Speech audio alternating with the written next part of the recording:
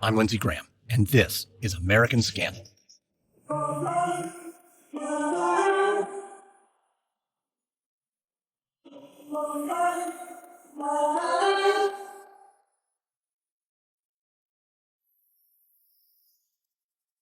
Today, we wrap up our series on Iran Contra, a scandal that began in the dark alleys of Beirut and the jungles of Nicaragua, converged in the basement of the White House, and was finally revealed to the public by the president himself from the Oval Office. And for over 6 years, beginning in 1986, this scandal was under investigation by independent counsel Lawrence Walsh and his team. Today, we'll be speaking to one of the prosecutors on that team, Michael Bromwich. As associate counsel in the Office of the Independent Counsel for the Iran Contra investigation, he worked alongside Special Prosecutor Lawrence Walsh from the very start of the investigation and helped bring Oliver North to trial. We'll discuss his decision to join the investigation, how an investigation of this size and scope works, his frustrations at the overturning of Oliver North's convictions, and what this 30-year-old scandal can teach us today. Michael Bromwich joined me from his office in Washington, D.C. I hope you enjoy our conversation. Wondery's shocking true crime podcast, Over My Dead Body, is back for a third season with a story about corruption, betrayal, and the secrets of a fallen hero. Follow Over My Dead Body, Season 3, Fox Lake, on Apple Podcasts or wherever you're listening right now.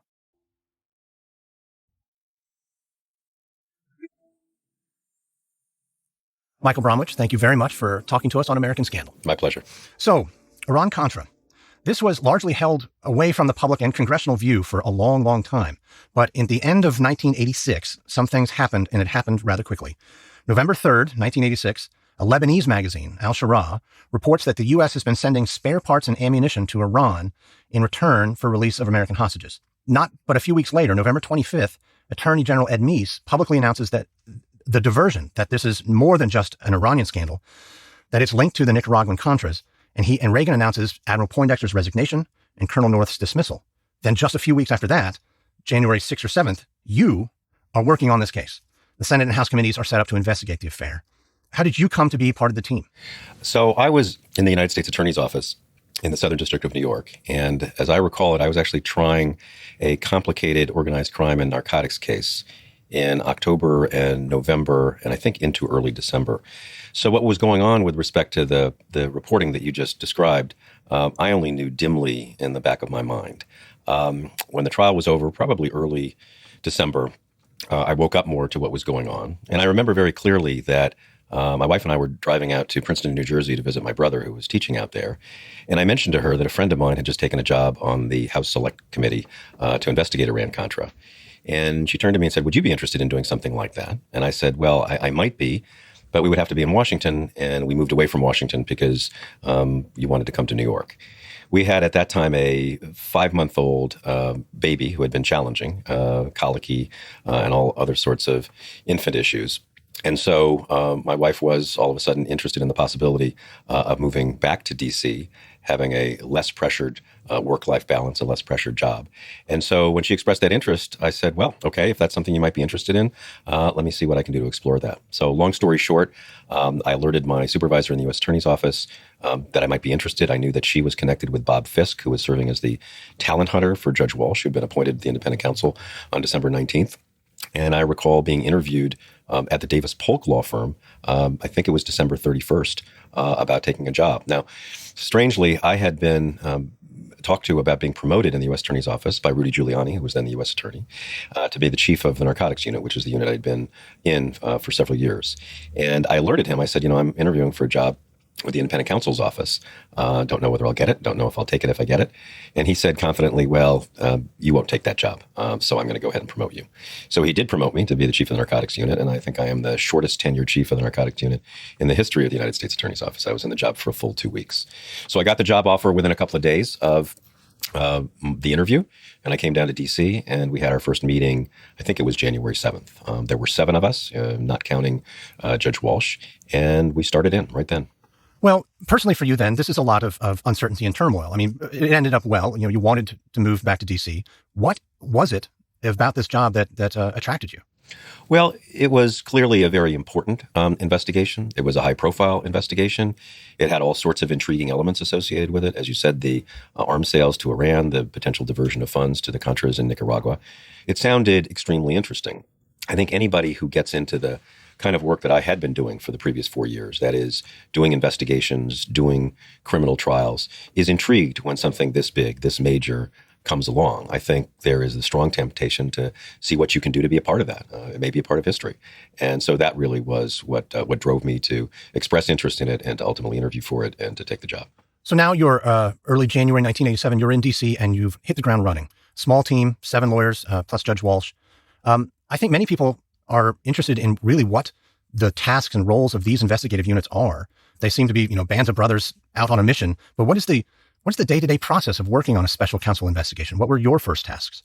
Well, the FBI had actually been working on the investigation for some time. They had a very good and strong team of agents that had been working on it for well over a month. And they had already briefed Judge Walsh and a couple of the senior aides that he had brought in to serve as his deputies, not with a title, but in fact. And so one of the initial things we had to do was to sort of get on top of the information that the FBI had collected and was still in the process of collecting. And that included the collection of documents from the National Security Council staff, the beginnings of collecting documents from other agencies that had knowledge and were involved in dealings both with Iran and with the Contras in Nicaragua, involved understanding who the agents had already interviewed, who they thought needed to be interviewed next, and so forth.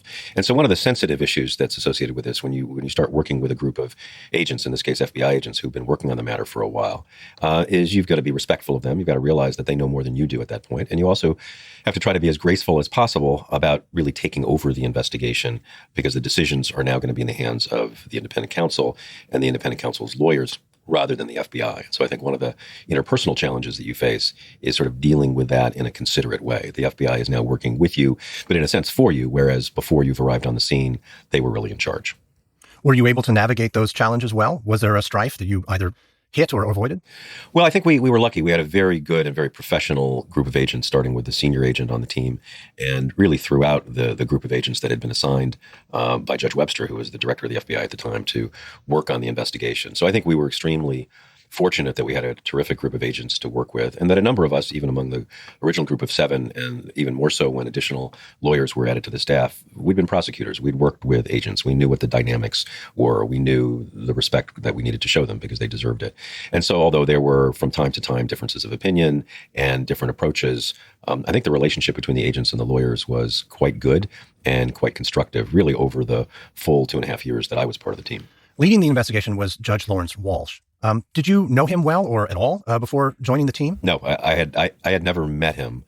I don't think I'd ever heard of him. I mean, Judge Walsh was significantly older than I was. He was in his mid-70s. I was 33, I think, at the time. He had actually been a federal judge, a federal trial judge, and the year 1953 sticks in my mind. And he either began or ended his tenure as a federal judge that year, and that happened to be the year that I was born. So there was a real generational difference between us. He had already kind of attained the heights of the profession as a federal judge, and I literally was born the same year as he either got on the bench or left the bench. And then, of course, he had become the Deputy Attorney General in the Eisenhower administration.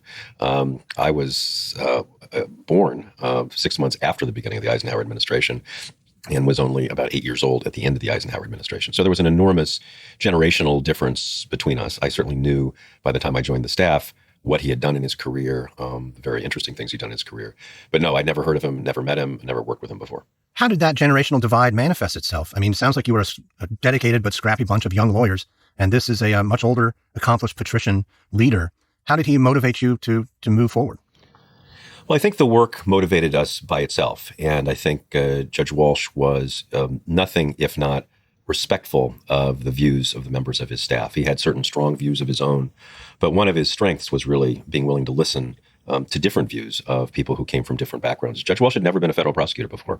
He had been a local prosecutor in New York. He had worked for the then mob-busting Tom Dewey in the Manhattan District Attorney's Office. But he'd never been a federal prosecutor. And many of us, certainly among the initial 7, and then as we strengthened our staff in terms of numbers, the majority of us came from federal prosecutorial backgrounds. And so I think he realized he had a lot to learn from us about putting together and bringing a federal case. And obviously we took advantage of his vast experience and knowledge working on complicated cases over the course of his 50-year career. Well, let's talk about the case itself a little bit. It seems to me that it's a series of dawning realizations and sometimes stunning developments. Certainly, the whole idea that there is an Iran and a Contra component was was something that most people didn't expect. When you started the investigation, what were you looking for? What did you expect? And how did it unveil for you? So it did it in stages. So we were divided up into different areas to explore. One of the first areas that I explored together with another prosecutor out of New York was the angle of private people, private organization, raising money from wealthy contributors to provide armaments to the Contras in Nicaragua. So my initial focus was not on the Iran side of the transactions, but instead on the Contra side.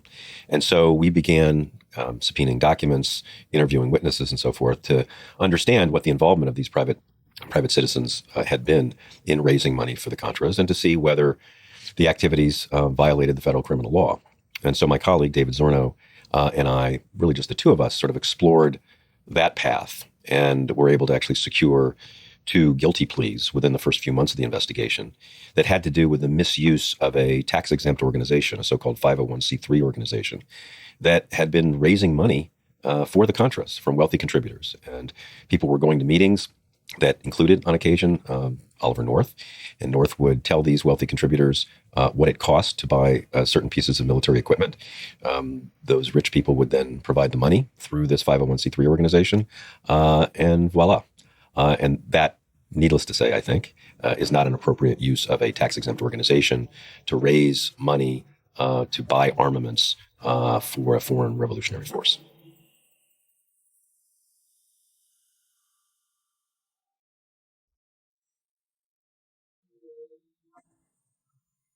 Well, let's talk about Oliver North, perhaps one of the most well-known figures of this incident. He was one of the ones who you took to trial. Military aid to the National Security Council. He was found guilty on 3 counts, including obstruction of justice and destroying documents. Those convictions were overturned, though. A judge saying that the witnesses against North may have been tainted by his hearings that was widely televised. What did you make of that? Well, we were very disappointed with the Court of Appeals decision. We think, and we thought at the time, and I think still think, it was the wrong decision and it was a political decision. And I don't say that lightly about an appellate court decision. We had done everything possible to screen ourselves from any exposure to the immunized testimony. Both Lieutenant Colonel North and Admiral Poindexter had provided testimony to the Congress under grants of immunity, which means that none of their testimony can be used against them, and no leads that came indirectly from their testimony could be used against them. So the members of the staff who were on staff at the time did literally everything they possibly could to shield themselves from the immunized testimony. For me, for example, I was riding the metro, the subway in the mornings, and people had newspapers with headlines about the testimony, and I took off my glasses so I couldn't see them. I would be in an elevator, and I would hear people start to talk about North's testimony or Poindexter's testimony, and I'd ask them to be quiet, but I couldn't be exposed to it. It was awkward to do it, but I knew that we had to do it in order to preserve the purity of the investigation and to do everything we possibly could to avoid exposure to the immunized testimony. In the end, the Court of Appeals said, well, that's not good enough because the witnesses you called during the case didn't shield themselves from the immunized testimony. They watched it, and therefore it became part of what was in their heads. And there's no way they can surgically remove what they learned from the immunized testimony from pre-existing memories that they had. We think that was the wrong standard. We think that witnesses are only they're only in legal language competent to testify about what they saw, what they heard, what they did, and that wasn't going to be affected by what they heard somebody else say. And so our view was that we did everything we possibly could. The trial judge, a very distinguished trial judge, Judge Gerhard Gazelle, agreed with us and thought that we had taken all necessary precautions and that therefore Lieutenant Colonel North had received a fair trial. I think that was the right decision. I think the Court of Appeals decision reversing the convictions was very much the wrong decision. This leads into the question of media's involvement in an investigation like this. Certainly, that's a direct and clear example of how the media's interest in this actually interfered, perhaps, in judicial process. Today, we have another special counsel, Robert Mueller, who's investigating the alleged Russian interference into our elections. And he is famously tight-lipped. I don't believe that Judge Walsh was as controlled as Mueller is now, and actually, had a relationship with the media. Can you describe how your team interacted with journalists and the public? Sure. I was not. I was, was a staff lawyer at the time. I became a supervisor in the office, but I was not one of the senior members of the office. And I had no direct contact with the media. The media contacts were really handled almost exclusively by Judge Walsh himself. We had a press officer very good, very capable press officer, and he managed the office's relationship with the media. I know that Judge Walsh met with and spoke with reporters on an occasional but continuing basis, and I think fairly tightly controlled circumstances. But you're quite right. The approach was different and less restrictive and less buttoned down than Bob Mueller's approach. Judge Walsh and other senior people in the office thought it was the right thing to do to engage with the media, to help explain what we were doing, to put it in context. I think Judge Walsh even gave a couple of speeches, public speeches that didn't touch on the facts of the investigation, but stressed the importance of adhering to the rule of law and so forth. And that's very different from Bob Mueller. Bob Mueller, to my knowledge, has not made any public appearances. He's not made any public speeches, and he's not met with any member of the media. This was a spectacle. Certainly, it captivated the country. It was a scandal of grand proportions, and many people were very up in arms about it on all sides. Through the lens of history, or maybe just the fog of history, the general impression is not much really happened, though. The investigation went on for a long time, spent millions of dollars. You were there in the middle of it, so you know more than most. I'm just left wondering if you felt in the moment you were achieving something, and now, years later, is that achievement real? It's a good question, and it's a fair question, but I think my unhesitating answer is yes. I think we did achieve something. I think that when you have allegations that appear to go to the core of our political system, that is, in this case, running a secret foreign policy in violation of the specific requirements that Congress has established, running it out of the White House, and having senior aides to the president lying to Congress about it, using tax-exempt organizations when they shouldn't, receiving gratuities to build a security fence for themselves, that's the sort of public corruption that needs to be pursued. I think we've reached a sad state of affairs if people are inclined to sort of wave that off and say, well, that's really not all that important. I mean, it's important to remember that at the beginning of the investigation, people thought that there was a real possibility that President Reagan would be impeached, because our public policy towards Iran was to cast them as the ultimate international villains and not to have anything whatsoever to do with them. And instead, it turns out that for specific purposes, pursuing a specific agenda, we were selling arms to them. And so that was a real violation of what was announced United States policy, but also was a deception that had been perpetrated on the American people. And then when you pair that with what some of the money was used for, that the proceeds were diverted to support the Contras in Nicaragua, again, in the face of specific congressional prohibitions not to help them, that's very serious stuff.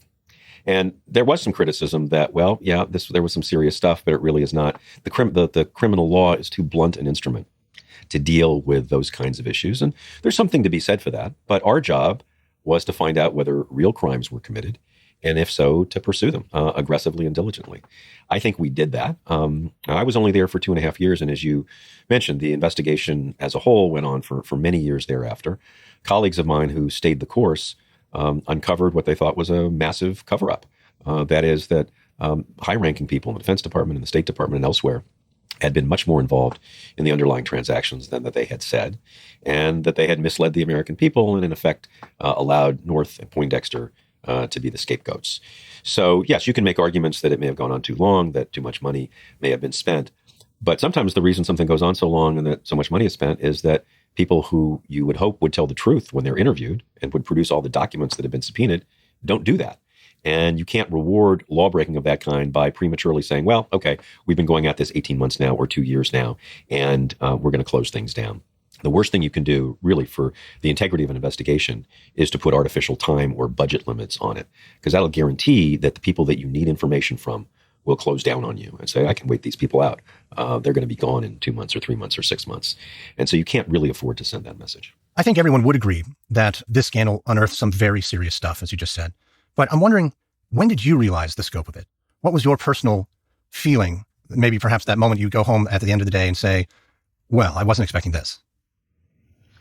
Well, I mean, I think that we had moments of that really throughout the investigation, starting with what you described at the top, what triggered it, the disclosures by then Attorney General Meese of the diversion in late November. One of the things that we peeled back as we went along was the pattern of deception that was perpetrated, particularly on the Congress, by high-ranking members of the administration, particularly in the White House. And we certainly didn't know the details of those We had to peel that back as we went along. And so, it's hard to recreate the specifics of an investigation 20 years later, but there were lots of surprises over time, lots of things that we learned, lots of new avenues to explore as we went along. One thing that is particularly interesting to me is the cover-up itself, the deception from the Reagan administration. In many ways, it seems organized and coordinated, but as you read the story and you realize how many contradictions there were early on and missteps and mistakes, that it might have just been frantic. And I wonder what your sense is of the administration's response to this impending threat, legal, political. Is your opinion of them that this deception, and we're not going to call it anything else, was a well-organized strategy or just something they bungled into? Yeah, it really depends on what period of time that you're talking about. So a lot of the lies and deceptions had actually happened before the story of the diversion broke. And in fact, the specific crimes that North and Poindexter were charged with, including the deception and lying to Congress, really occurred before we even got on the scene. But if you're talking about some of the cover-up and deceptions that happened later, I think it's hard to generalize about what people's motives were. When that was most fully explored was after I left the office in October of 1989. Really, the continuing deception that was going on from the Defense Department, from the State Department, from the White House, and so forth, that really came after the trials that I was involved in, the North trial in particular. What we worked on really for the first 18 months or so was the investigation that culminated in the indictment of North and Poindexter and General Secord and Albert Hakim. And it was only subsequent to that the full extent of the cover-up at the CIA, at the State Department, at the Defense Department came to light. And that was explored largely by other lawyers. We're talking now, today, the day of President George Herbert Walker Bush's funeral. His legacy is being examined, including his role in the Iran Contra affair. He's probably best publicly known for pardoning several of the men who were indicted, including National Security Advisor Bud McFarlane and Secretary of Defense Caspar Weinberger, who was pardoned even before he was found guilty. As a result of these pardons, the eventual independent counsel's final report on the Iran Contra affair noted that the criminal investigation of Bush was regrettably incomplete. Pardons have become news today as well. They seem on face to be an appeal to the highest judicial authority, perhaps. But in a political office like the president's, are they appropriate? Do they interfere with justice? Well, I think you have two different kinds of pardons. The pardons that you're talking about that then President Bush granted to really the entire group of Iran Contra defendants, both those who had been found guilty after trial and those who had entered guilty pleas, I think were wrong. I think they were rightly controversial. But they were, in large part, a response to what President Bush and his aides considered worthy and noble careers in government by people who looked at most charitably had done something wrong or regrettable, but that shouldn't affect their lives going forward, and they had done enough public service in their time to warrant mercy being granted through the pardon power. Pardons that we are talking about these days are entirely different from that. They are being waved around as possibilities to people who have not performed public service, but who have been chronic and habitual lawbreakers, largely to feather their own financial nest. And that pardons have been bandied about as possible ways to persuade people not to testify against high-ranking officials, including the president. Now, you can make an argument that using pardons in that fashion itself is a violation of criminal law. It sounds like bribery. But in any event, you can certainly criticize President Bush for the pardons he granted. But I think when you're talking about what President Trump is talking about using pardons for, that's an entirely different.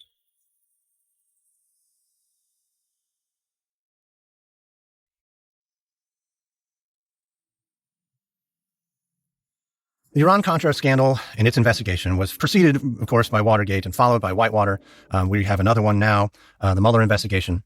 Some critics will say that special counsels like these are not the best way to investigate issues in any administration, or that they have a problem of scope creep. They start in one place and end up far afield. You are in the middle of one. What do you think their efficacy is? Is this their role? Is this the best way to investigate an administration? I think in some cases it's the only way to investigate an administration.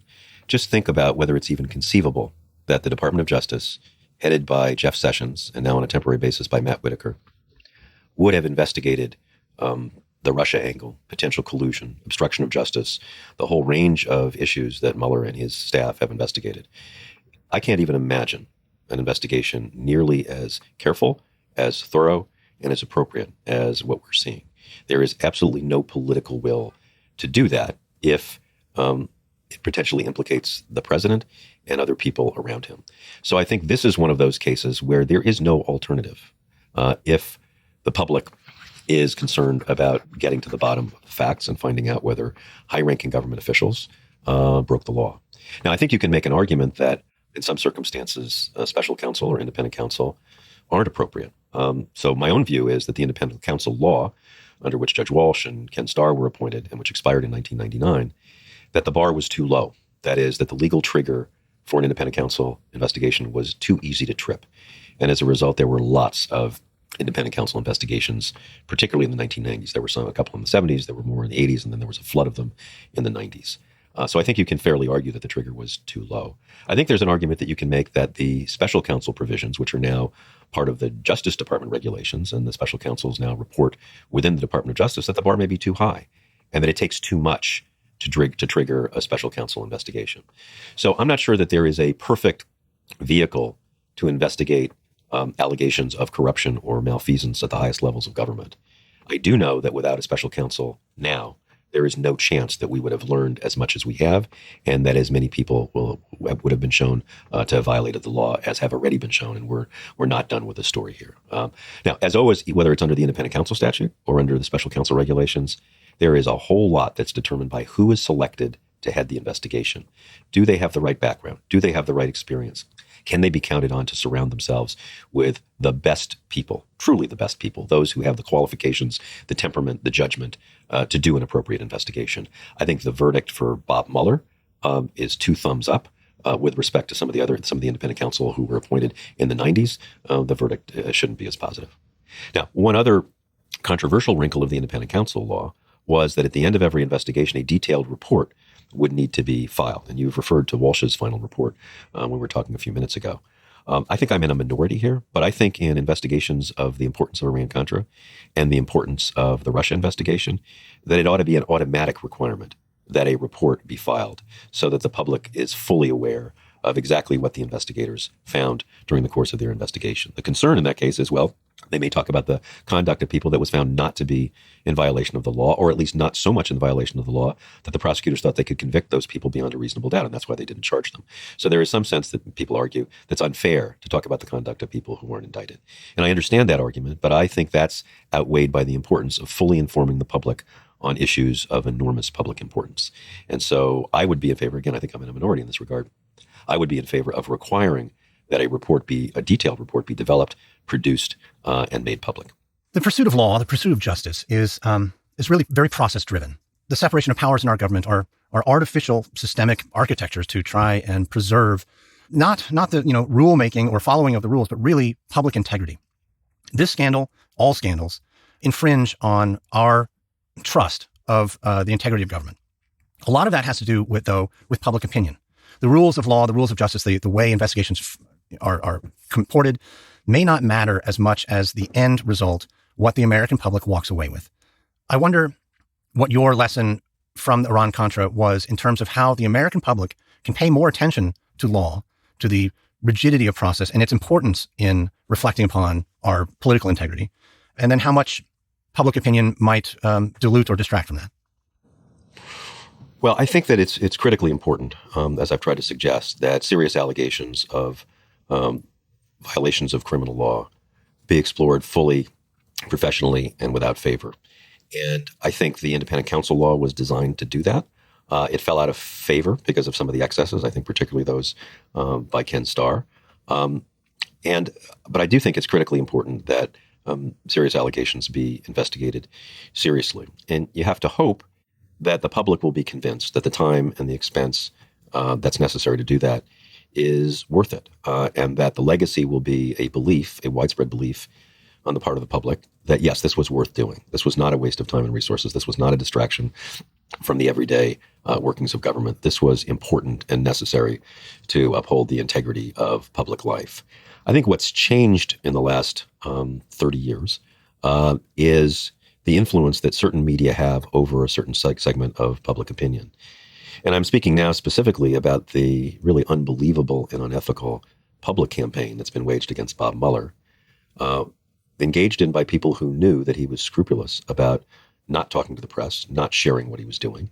And so they were dealing with somebody who had tied his own hands behind his back in a way, because he believed that that's not the right way to do the work. And yet, we have seen that the public's opinion of Mueller and his staff for some substantial period of time was on the decline because of the sustained attacks on him. I think that's changing, thankfully. But for a while, it looked like the attackers of his investigation were gaining the upper hand. And it was extraordinarily frustrating for, I think, a lot of people, including me, to see that happen when I know Bob Mueller and I know, the kind of person of integrity that he is. To see him accused of absolutely outrageous things, people emboldened by the knowledge that he wouldn't fight back, that he wouldn't respond. And yet that had an enormous influence on public opinion. I think that's really unfortunate. I think the media has become so segmented and so ideological, particularly on the right wing, that there's an influence on the opinion of a very substantial portion of the population that doesn't seem to be affected by the facts, that is instead is affected by propaganda. And that's something we didn't have 30 years ago. Well, Michael Bromwich, thank you very much for joining me and talking about your role in the Iran Contra investigations. Thank you. Thank you. Take care. That was my conversation with Michael Bromwich. He served as the Associate Counsel in the Office of the Independent Counsel for the Iran Contra investigation. Today, he's Managing Principal of the Bromwich Group, a strategic consulting firm. I hope you enjoyed this episode of American Scandal. It's our last episode of this series, but the very first of 2019, so Happy New Year. We're going to take a short 2-week break to plan, research, and write more series for the year, starting with our next topic, the Exxon Valdez oil spill. But in the meantime, catch up on our other series. We started with the Balco steroid scandal that ensnared Barry Bonds and Marion Jones. Next, we tackled corruption in Albany, beginning with Eliot Spitzer's failed crusade to clean up New York's Capitol as governor, then falling in disgrace himself. And if you like history, with or without the scandal, you may enjoy my other podcast, American History Tellers. We have 8 full seasons covering topics from the Revolutionary War to the space race. Just search for American History Tellers, and you'll find it. From Wondery, this is American Scandal. Thank you for listening. Download and subscribe to American Scandal on Apple Podcasts, Spotify, Stitcher, Wondery.com, or wherever you're listening to this right now. And if you're listening on a smartphone, tap or swipe over the cover art of this podcast. You'll find the episode notes, including some details you may have missed. You'll also find some offers from our sponsors. By supporting our sponsors, you help us offer this show to you for free. If you like this show, one of the very best ways you can show your appreciation is to give us a 5-star rating and leave a review. I always love to know your thoughts, and detailed reviews are one of the best ways for others to find the show. Tell your friends and family and show them how to subscribe. American Scandal is hosted, edited, sound designed, and executive produced by me, Lindsey Graham, for Airship. This episode was produced by Katie Long. The Iran Contra series was written by Stephen Walters, edited by Andrew Stelzer. Our consultant was Malcolm Byrne. Executive producers are Stephanie Jens, Marshall Louis, and Hernan Lopez for Wondery.